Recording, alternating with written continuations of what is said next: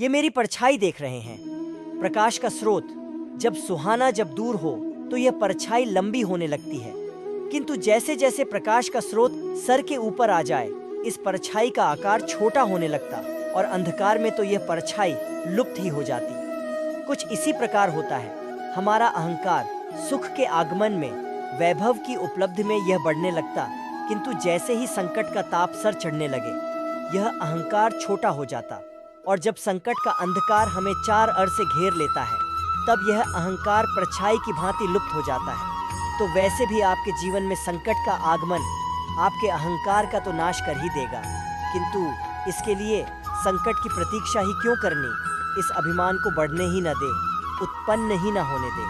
विवेक की डोरी से थामे रखें। इसे देखिए, मैं श्रेष्ठ हूँ, यह मानने में कोई आपत्ति नहीं, किंतु केवल मैं ही श्रेष्ठ हूँ और कोई नहीं।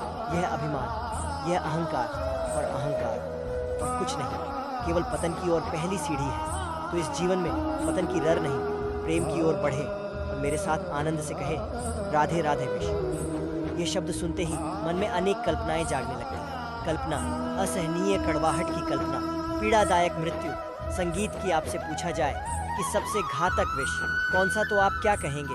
कोई कहेगा सर्प का विष, कोई कहेगा बिच्छू का, कोई कहेगा कालकूट प्रशंसा का, किंतु नहीं, ये सारे विष उस विष के समक्ष टिकते नहीं जिस विष को हम कहते हैं कान में भरा जाने व शून्य में अत्यंत मीठा, किंतु कड़वाहट में अत्यंत घातक पेट में जाने वाला यह विष केवल एक व्यक्ति की मृत्यु का कारण बनता है।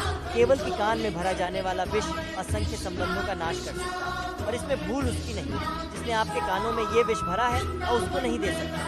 इसमें दोष आपका स्वयं का है कि आपने इस विष को स्वयं पर हावी होने दिया, इस विष का स्वयं को शिकार बनने दिया। यह आपकी भूल है, इसलिए कान के कच्चे कभी मत रहिएगा। अपने मन में प्रेम की दृढ़ता जगाई और काट दीजिए इस संसार के सारे विश्व के प्रभाव को। राधे, ये तालाब देख रहे हैं आप, तालाब का जल कभी भी बहता नहीं, एक ही स्थान पर जमा रहता। इस कारण से कुछ समय के पश्चात यह मैला होने लगता है, किंतु फिर भी हम इसका त्याग नहीं करते। हम फिर भी इसको पूछते हैं, केवल इसीलिए नहीं कि अतीत में कहीं इसने हमारी प्यास बुझाई थी, बल्कि इसीलिए भी कि भले ही यह भविष्य में हमारी प्यास ना बुझा, किंतु आवश्यकता पड़ने पर आग अवश्य बुझा सकता है। इसी प्रकार होते हैं हमारे संबंध जो वर्षों से मेहनत से हम सीते हैं, जो समय पड़ने पर सहायक ही सिद्ध होते हैं। किसी न किसी रूप में इसलिए सम्मान करना सीखे, इन संबंधों का सीखे, इन संबंधों को सहेज कर रखना ना सीखे, इन संबंधों को बात बात पर तोड़ना। राधे राधे। स्वप्न, हम जीवन में स्वप्न देखते हैं, वो पूर्ण करने का पूर्ण प्रयास करते, किंतु यह स्वप्न पूर्ण ना कर पाने की स्थिति में हम टूट जाते हैं, बिखर जाते हैं और फिर यह हम आने वाली पीढ़ी पर लगभग लाद देते। हम सोचते हैं कि जो हम ना बन सके हमारी संतान अवश्य बने, जो हम कभी ना पा सके हमारी संतान अवश्य पाए। यह विचार अनुचित प्रतीत नहीं होता, किंतु यह भूल है और यही भूल हम कर बैठते हैं। संतान प्रकृति और परमात्मा का आशीर्वाद है, उनके भीतर उनका अपना एक अस्तित्व छुपा है। तनी गौर से देखिए तो सही, आपने केवल उस संतान को जन्म दिया, उसका जीवन आपका नहीं। इसलिए अपने संतान के साथ समय व्यतीत कीजिए, उन्हें प्रेम दीजिए, भरपूर प्रेरणा दीजिए कि प्रेरणा दीजिए उसका अपना स्वयं का अस्तित्व बनाने की, उसके स्वयं के स्वप्न पूर्ण करने की, ना कि अपने अधूरे स्वप्न पूर्ण करने की। उनके अस्तित्व को निखर कर उठने दीजिए। राधे राधे। मैंने संगीत सुना, चल रुकना, विश्राम करना और दम भरकर पुनः खड़ा हो जाना और पुण्य इस यात्रा पर चलना। यह जीवन का अभिन्न अंग है, इससे आप भाग नहीं सकते, किंतु इस अंग का उपयोग आप अपने जीवन में कैसे करते हैं, कैसे काम मिलाते हैं, यह आप पर निर्भर करता है। हारने वाले भी जीवन में रुकते हैं, जीतने वाले भी जीवन में रुकते हैं। हारने वाले रुकते हैं, थक के जीतने वाले रुकते हैं, केवल उस स्तर पर पहुंच के।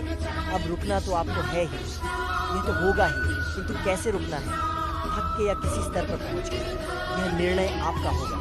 रुकिए भले ही, किंतु थक मत। क्या आपको पुनः उठना होगा, उन यात्रा पर चलना होगा, उस स्तर पर पहुंचना। संगीत होगा। राधे राधे कुछ भी नहीं जो सदा के लिए बना रहेगा, जिसका इस संसार में ऐसा कुछ भी नहीं जो सदा के लिए बना रहेगा। जिसका निर्माण हुआ है वो एक ना एक दिन अवश्य टूटेगा, किंतु इस टूटने का प्रयोग आप कैसे करते हैं यह आप पर निर्भर करता है।